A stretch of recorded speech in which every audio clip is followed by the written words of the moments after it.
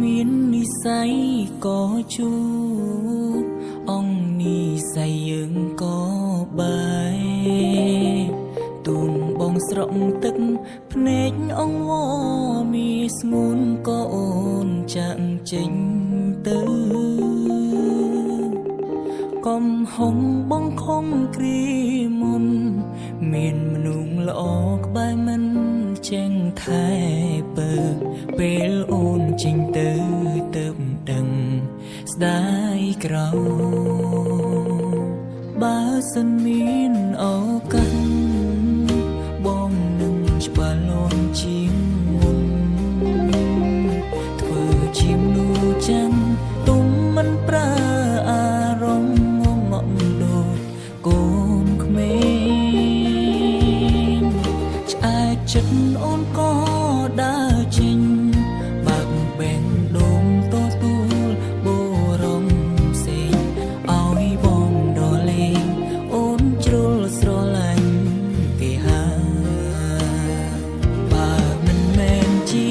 គូកុំអោយជួបគ្នា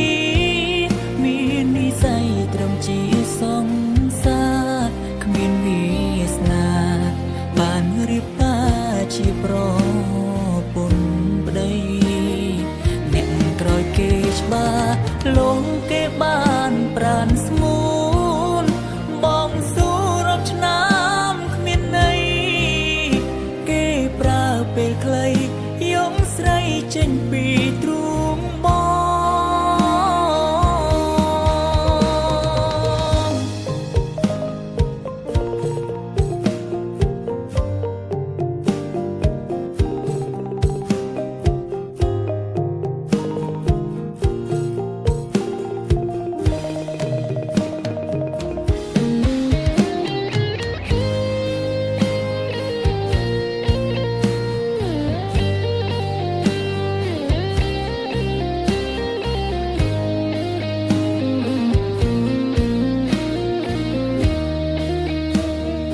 លោកធំដៃសន្យាពាក់ឈុតរៀបការនឹងគ្នាចំក្រោយអង្គវេលាអស់សិទ្ធទីមទាបាននៅក្បែរប្រាណស្រីសល់ត្រឹមពាក្យសងសាចាំងគេម្នាក់នោះមានឈ្មោះគឺជាប្តីបងត្រូវរីងរៃរូក្នុងស្រមោលអាដិនបើមិនមែនជាគូកុំអោយជួបគ្នាមាននិស័យត្រឹមជាសង្សារគ្មានវាសនាបានរៀបការជាប្រពន្ធប្តីអ្នកក្រោយគេច្បាស់លងគេបានប្រានស្មួនបងស៊ូរាប់ឆ្នាំគ្មានន័យគេប្រើពេលខ្លីយកស្រីចេញពីទ្រូងបងបើមិនមែនជាគូកុំអោយជួបគ្នាមាននិស័យត្រឹមជាសង្សារគ្មានវាសនាបានរៀបការជាប្រ